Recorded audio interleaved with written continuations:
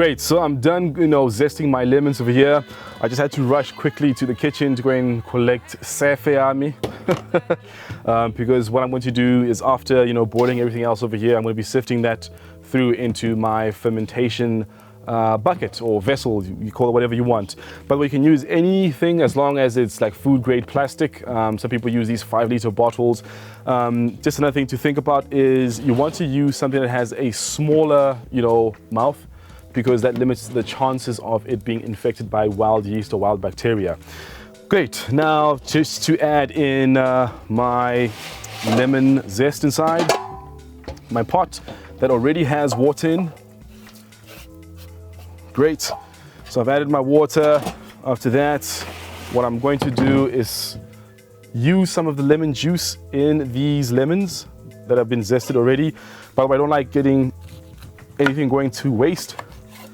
So I'm just gonna cut these in half, both of them, all 3 of them rather. And then squeeze out the juices out of them. That's what we're gonna do over here, basically.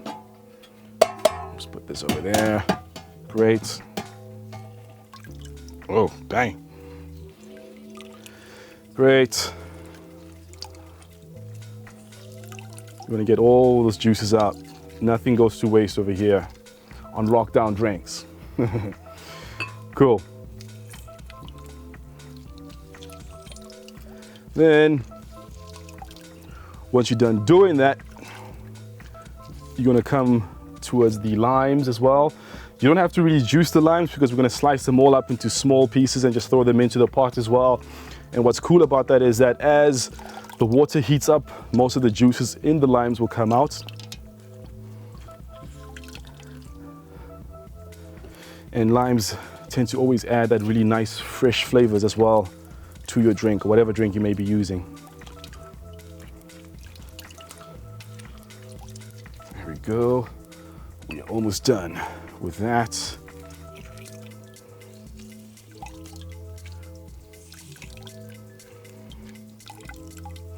Great. Cool. Then what would you do is that you'll get your 5 limes.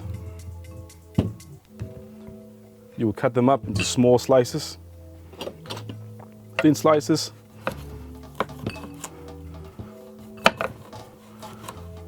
Or big chunks. It doesn't really matter how you really cut them up, as long as you do cut them up and get them in to your pot where they will be boiled. Already just slicing them up, man, they just add, you can just smell the nice aroma of the limes. I have this friend of mine back in Tanzania. He's a distiller, and he was, because he learned how to distill his own gin while he was in Cape Town here in South Africa. And he was just telling me, like, there's a huge difference between the limes here in South Africa and the ones that you would get in Tanzania. I didn't believe him at all. Till he actually was able to make me actually taste some of the gin that he made. The gin that he made while he was in South Africa and the gin that he made while he was in Tanzania. Very interesting stuff. The dude actually owns a bar called Belly of the Beast. So if you do have time, go check them out on Instagram or their website. It's called Belly of the Beast. You can find them in Arusha in Tanzania. I think it's a cool place to go and visit if you are, going to go into the safari that side, or going to be climbing Mount Kilimanjaro, heading towards that side there. Cool. We are practically done with dicing up our limes over here, right? And we're gonna add them all into our pots. And we're gonna use half of our, the raisins. Part of the reason why they're a bit moisty looking is that because I rinsed them before. So you're gonna add half of that in there. And the other half you're gonna do, and this is an experiment I'm just doing myself as well. The other half, what you're gonna do is put them in your fermenter as it's fermenting. And one interesting thing And that's all according to the simmer recipe that I was reading online a few weeks ago, because normally I don't really use raisins at all. Is that as it ferments, right, the raisins will rise up to the top of the whatever glass carboy you're using or fermentation buckets that you're using basically, and that will give an indication that it's almost ready or it's ready, depending on what kind of strength you want in your alcoholic beverage as well. If you want to be strong, you leave it a bit more longer, of course. If you want to be nice and sweet, a bit lower on the alcohol side, yeah, as soon as the raisins rise up to the top, then you can have it immediately at that time basically.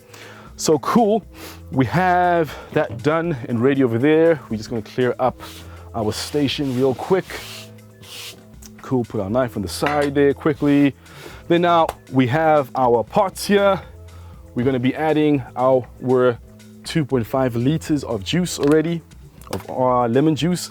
Make sure that the lemon juice that you're using is 100% lemon juice and it doesn't have these weird, preservatives like benzoids and sulfites basically, because those will hinder the work of the yeast or even kill the yeast, as the yeast is supposed to be fermenting your lemonade. And remember, no fermentation, no alcohol, no hard lemonade, or no beer or no cider, depending on what you'll be making there basically. Great. Now I'm gonna put this on the side over here. We have this done. Then I'm gonna be adding about 2.5 kilograms of sugar into this solution right now. Now that we've added everything inside, we just need to add the sugar. Then from there, we're gonna heat it up, then boil it for about 15 minutes and then allow it to cool down. Or what I like to prefer is actually cool it down actually with pre-boiled water, basically. So there goes in 2.5 kgs of water, white sugar to be specific. You can use brown sugar if you want to. You can use caramel sugar, but if you want that nice clear, white, white wine looking lemonade, I think white sugar would be the best to use, but it won't give a lot of flavor, very much similar to what brown sugar or caramel sugar would add to it basically. The main idea is that it will need a sugar base basically. So if you have sugar and you have yeast, you will have alcohol ultimately. Alrighty, that's enough stirring over there. Once we're done with stirring, we're going to add this, put this actually on a fire, on a flame, to the primer stofo. Mr. Primer stofo right here. There we go. Geez, that's heavy. Alrighty, cool. And we're just gonna light it up over there. Cool, then we're gonna light it up basically, and then we're gonna allow it to heat up and then boil for about 15 minutes. That's it. Great. So now we've just put it onto the fire. It's not boiling yet, so you're gonna wait for it to boil. Once it starts boiling, then you can start counting your 15 minutes or counting down the 15 minutes. Then after 15 minutes, you switch it off, transfer it over here, obviously using your little sift, and sifting through the lemon zest and also the limes as well. And then after that, you can top it up with pre-boiled water that's been cooled down. And that water obviously will cool it down a bit more rapidly as well, till it reaches about 20 liters. And then from there, then you can add your yeast, and then you wait 7 days. Then you have your hard lemonade, alcoholic lemonade, basically. Cool stuff. Okay, great. So we've just made our hard lemonade over here, basically. It's still quite hot. What we're going to do right now is just wait for it to cool down and reach room temperature. Once that is done, then we're going to be adding our yeast. Remember, you don't want to add yeast into the hard lemonade when it's too hot, because it will definitely kill the yeast, because yeast is a living organism, and once you don't have any yeast, no fermentation, no lockdown drink. So let's wait for it to cool down, then we'll add the yeast inside, and then after that we wait for about 2 weeks ideally to have a nice good drink. Remember, the longer you leave it, the more the yeast will come out of suspension, basically, and it'll be much more clearer.